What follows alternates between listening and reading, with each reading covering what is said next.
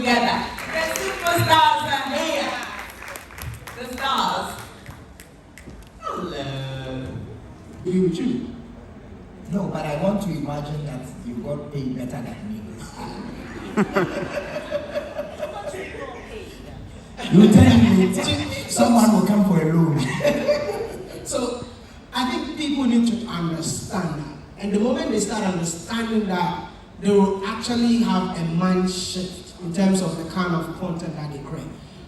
I'm just going to make it short, but I'll be so happy if we can have young people in this room who can pick up a camera and say that I want to be a climate change content creator, because that is the future. I wish I'm a climate change content creator, I wish. But I mean, I'm trying to just add it to my content because, listen, I just went for a trip one time, and the amount of money that I was paid for that trip is more than money I make in a year. So I don't want to mention the figures, but if you're a young, aspiring creator to be, please, this is a platform for you. And I think we need to give a round of applause for Her Excellency for giving us. It's time for you to pick up a camera, be that change that we are all looking for. And be happy that you talk about Galamsey, because 50,000 people is enough, more than the 3 million people that watch his dance video. Thank you very much. So, Ogbel, how? Big thank you and shout outs to the Ghana Climate Innovation Center. I absolutely love them because through them, please give them a round of applause because they're really amazing. I was able to connect with a lot more suppliers. It's challenging because when you're a small business, first of all, you don't have a lot of the funding to be able to buy the way you want to buy. Getting access to some, I mean, you're buying on a small scale is one thing. When you are increasing, sometimes even most frustrating is the people who are, and that's where you are from. Now, Kiki Matters, we wanted to source our ingredients locally. It's one of the main things because if you're trying to, we're talking about climate change. If you're importing a whole bunch of ingredients, all the emissions and everything, you're trying to eliminate as much. I mean, it's very difficult.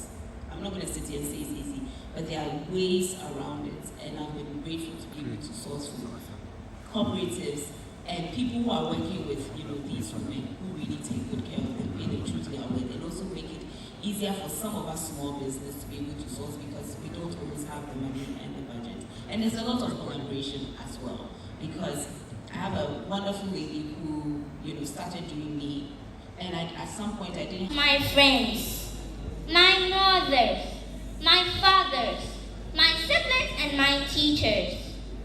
For there is still a chance to restore harmony with a united stance. Let's plant trees like nature's embrace and reduce our footprints with every embrace. Turn off the lights when they are not in use. Conserve water for its precious use.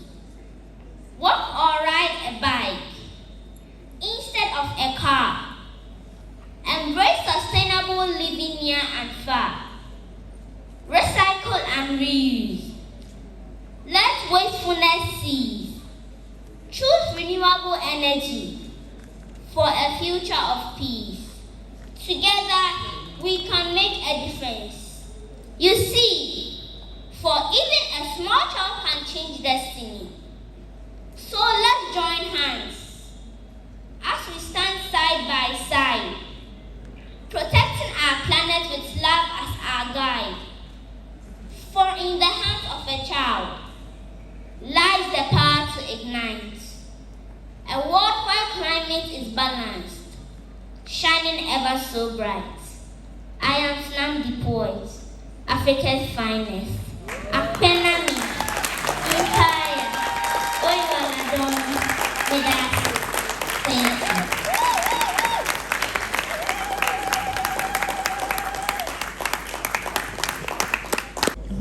you. Good morning.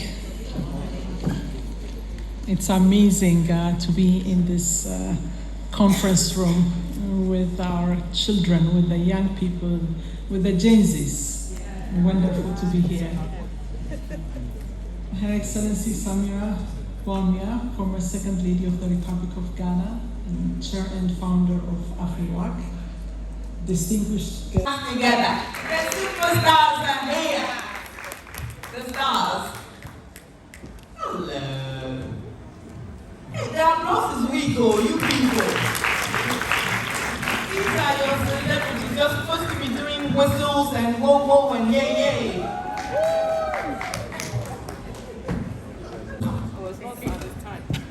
Please, this is the part of the whole program where we come alive. Yes. So they say that art is science simplified. I strongly believe that if we put a constitution in a painting, if we print it in t-shirts, if we put a constitution in a song in less than 1 week, everybody will know the whole constitution of Ghana.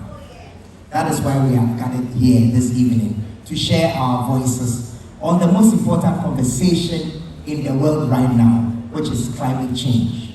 Before I ask my questions, I want to say that just a few weeks ago, the very intelligent president of America said that climate change doesn't exist.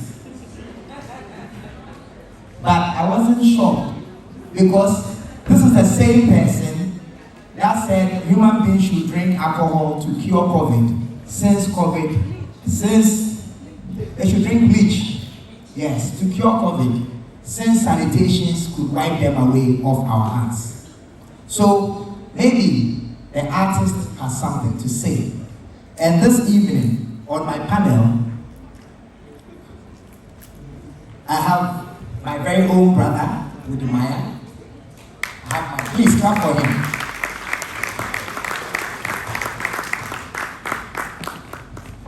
My sister Lydia Forson.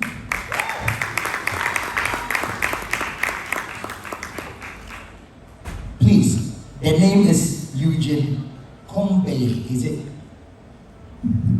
Kombe. Okay, please give it up to my artist brother Eugene. Latif Abubakar. And Ogbel. I don't want to massacre the rest. Please give it up to Ogbel. Okay, let's dive straight into the question since the day is fast spent. So let me start with my brother. Ladies first. Equity. Let me start with my brother. Please, we know you have millions of followers on YouTube and you meet big people. In fact, the last time you and I met in Kenya, we were with the Prince of Wales and we sat next to him and had an amazing conversation. How are you using your platform to push the conversation of climate change forward? Thank you so much. So, the last time I went to COP29, and they asked me to define climate change. And being the first time having such conversation, I asked them a question. Why are you all living in a bubble? Because when it comes to climate change, it looks as if it's something far away from us, but it's closer more than we think. They have these abbreviations that they normally, if you go to UNCCC, SDGs, and you don't even know what they are talking about. My grandmother in the village would definitely not understand what they are talking about. So I decided to simplify climate change in a way that an ordinary person can understand. Literally, Africa contributes just less than 3%, but we kind of get affected the most. So on my platform, I normally advocate for people to plant trees, especially in Accra. I don't know what's happening in Accra, by the way. It's like we don't like trees. The real estate developers, they cut everything before they start building. I can't remember when I built my first house. I go to the house and everywhere was full of concrete. And I look at the developer's face and I'm like, how do you want me to breathe? It's like, the air is here. You know what?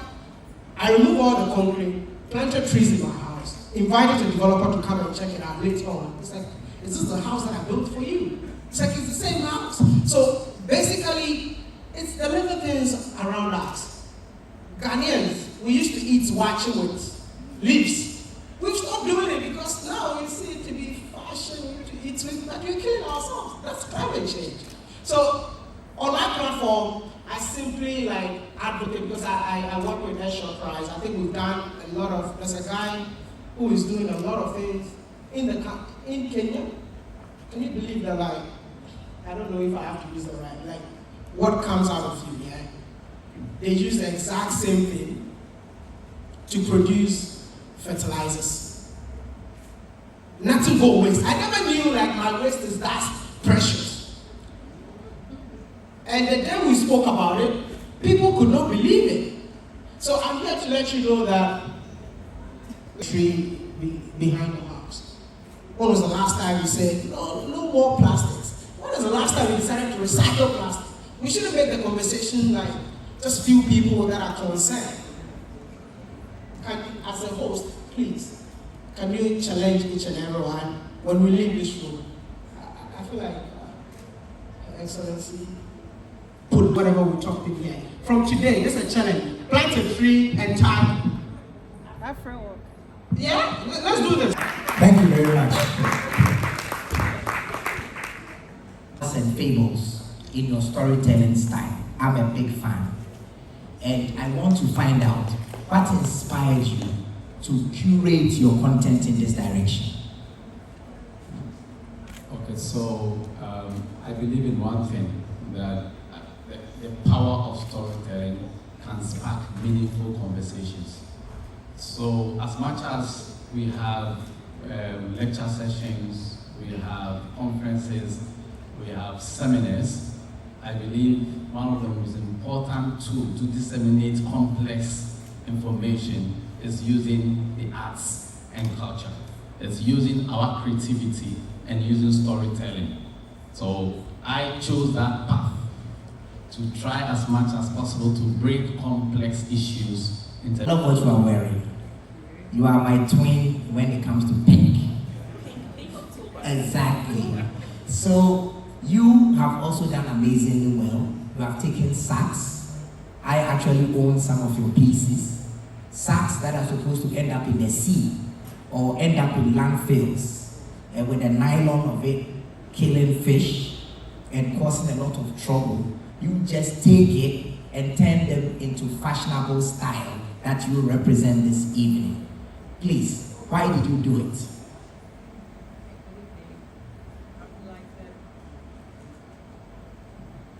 I'm delighted to be part of this cultural talk, and I've been very emotional about it for a very long time. There's a sense of responsibility when it comes to fashion. And one of the things I always say is, what you appear as is how you are dressed. How you take the things you wear is not just about what you wear, but it's also about the story you want to tell. In that story, there should be an identity. Doing that, it means that you gain some responsibility in what you do. And your actions in doing that is intentional. Therefore, I decided, with all that the world is saying now, with all the pollutions we have going on, with all the predations we have on our earth, and all that, we're not being responsible, and for what this earth we came to meet, and for where we will go back, what else can we measure whilst we are alive? And that is where I angled my fashion sense, picked up the responsibility side of it, and decided to take the arm of not just wearing anything, but making sure we give a message with what we wear, telling an identity that is African, and giving the power of what it is with what we are doing. So we have the aspect that has to do with climate actions, the aspect that has to do with the responsibility, the influence we're saying on every stage that is both local and global. Wherever we go, we want to make sure that we're carrying a purpose, and that purpose should be rooted where we come from and should have a reason for why we're doing it. And I couldn't do it better than to pick which was from the north and give back the business name to them, which is Jakarta. So Jakarta is a Hausa language name, is my sack. Items are mostly packed in bags, the cocoa that leaves from us, the rice grains that leave from us, the chicken feed that come into our country because we are not able to produce our own feed. All those things are things that are packaged.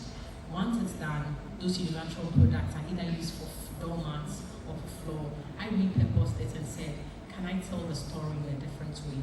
I asked again and asked, what are the international markets doing with all the beautiful quality products they have, which is leather, fabrics, Bona, and all other ties. What are they doing with it? So I came back again into the story to say, where their end is where we begin. So we have all the Gucci's, the Armani's, the Ted Bakers, whatever they use as their products, which at the end of the day becomes overproduction to the fashion world. I am buying it back again, giving an identity of Africa and telling our story and the actions in which we do. And that is what we say for us, Jakarta Fashion. Thank you. So my brother Lydia, how do you see a relationship between art, climate change, and sustainability? What can we do as artists to tell the story better, clearer, and use our connections to bring? One thing I love about art, when it comes to art and in this conversation, I feel there's a whole lot of practicality to it. We're not just giving you numbers or telling you about the effect of... and how you can still make your product affordable. Oh, that's taking me back to school. It's pregnant. I have to make sure, you have a former second lady here, so I have to speak right. Be very intelligent at it. When I started my business, one of the things I feared the most was sourcing my raw materials. It's like, where am I going to get it from? How am I going to get it? And when you have this, I don't know if there are any young green businesses here, you start with this excitement, I'm going to change the world. And then, the reality hits you. But I got one of the best advice from my mentor, and he just said, start, and everybody else will come to you. When I started sourcing my raw materials, I was really just getting it from the market, but I really wanted to ensure that, I like to know who I'm buying from, because the story of my business starts with my mother, who was a housewife, and this is how she sustained our family. It's important for me to be able to pay people true to their worth, So we're buying from villages. And as we do, and I always big thank you and shout outs to the Ghana Climate Innovation Center. I absolutely love them because through them, please give them a round of applause because they're really amazing. I was able to connect with a lot more suppliers. It's challenging because when you're a small business, first of all, you don't have a lot of the funding to be able to buy the way you want to buy. Getting access to some, you're buying on a small scale is one thing. When you are increasing, sometimes even most frustrating is the people who are, and that's where you are from. Now, Kiki Matters, we wanted to source our ingredients locally. It's one of the main things because if you are trying to, we're talking about climate change. If you are importing a whole bunch of ingredients, all the emissions and everything, we're trying to eliminate as much. It's very difficult.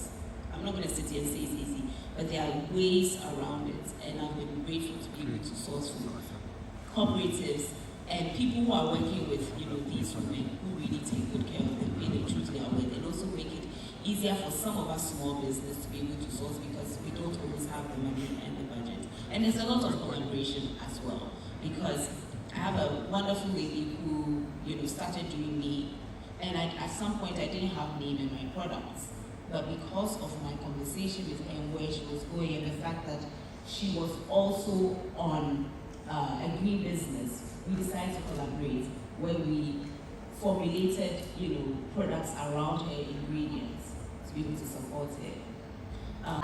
We like conscious consumers, because when they're conscious and they're paying for a product, they understand what the process is, right? Because someone will probably see her products or his, wonderful ads and say it's so expensive. Okay, fair enough, but then you compare to an international brand out there, and if you see, Wode and I will be having this conversation, but if you see the process that it goes through, you ask yourself, Agree with you? No, but I want to imagine that you got paid better than me. You tell me, someone will come for a loan. So I think people need to understand that. And the moment they start understanding that, they will actually have a mind shift in terms of the kind of content that they create.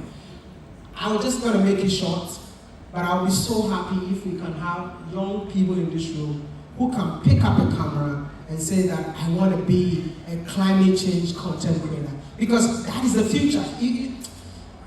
I wish I'm a climate change content creator, I wish. But I'm trying to just add it to my content because, listen, I just went for a trip one time, and the amount of money that I was paid for that trip is more than money I make in a year. So I don't want to mention the figures, but if you're a young, aspiring creator to be, please, this is a platform for you. And I think we need to give a round of applause for Her Excellency for giving us. It's time for you to pick up a camera, be that change that we are all looking for. And be happy that you talk about Galamsey, because 50,000 people is enough, more than the 3 million people that watch his dance video. Thank you very much. Say, Ogbel, how? It's a big deal, and it's a good deal. In short, there's money there. Think climate, begin to research on the career path when it comes to climate change. And trust me, you'll be here to thank AFRIWOCC.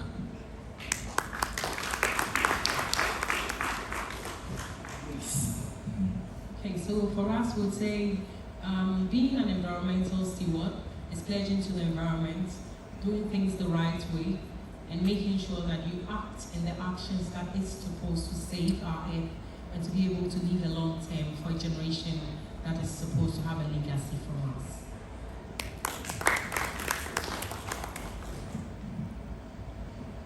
When it comes to visual art, there's a place for temperament. If it's not your temperament, it won't work. So I feel if there's anybody here that have it in mind that they want to do this, it's not an easy journey, I must tell you, because creating art with true waste takes a longer process. You have to go through the process of sourcing materials, cleaning them, sanitizing them and all that. While if you don't want to go through that trouble, you can just go to an art shop and pick up the material. So you must kind of make up your mind that I know for sure that this is not an easy journey. Then outside that, you also get a mentor, and education is very important because there's a way you kind of create transient arts with true waste. But what happened after that? Because you are just doing it as a form of advocacy. You're advocating for an environment. You create an artwork that will not last. That maybe after the creation we have to pack everything and take it back to the landfill. So I feel it's important that you get an education, get a mentor, get someone to teach you how to do these things right. Thank you. Lydia. Thank you. I would say that, beyond all the wonderful things people, and I know when young people hear money, they get very excited, But you cannot advocate for something that you are not. So I will say that it starts with you. How do you treat the planet? Even right from your home.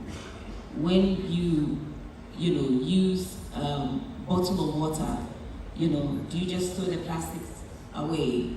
When you go and buy watch, you take your own bowl, or you buy from, and these days they'll give you the leaf and they'll still give you the plastic bag. When you're going grocery shopping, you take your own bag. It really starts with you.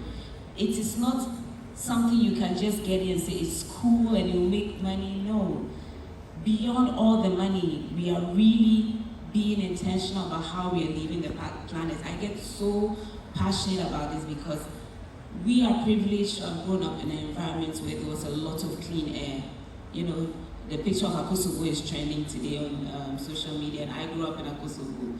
And there was so much clean air. We could walk on the streets. There were lots of trees.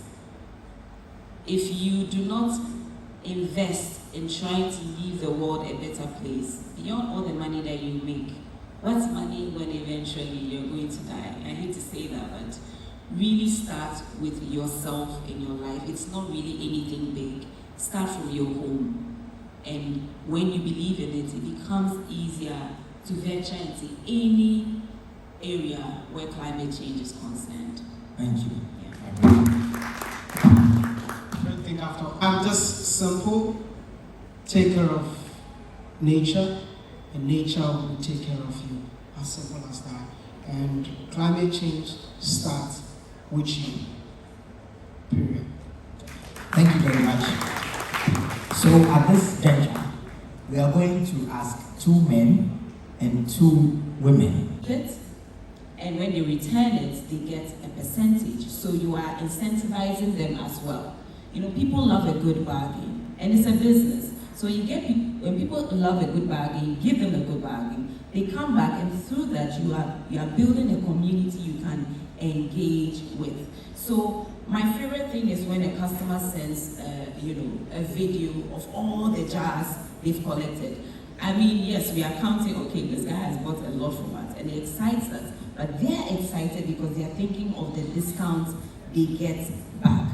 And by retaining them, we are able to also educate them. Like I said before, the story is very important. When you're telling a story, you're intentional about the story you're telling. When people are buying from you, they move beyond, the product, and they know that they are buying into something greater.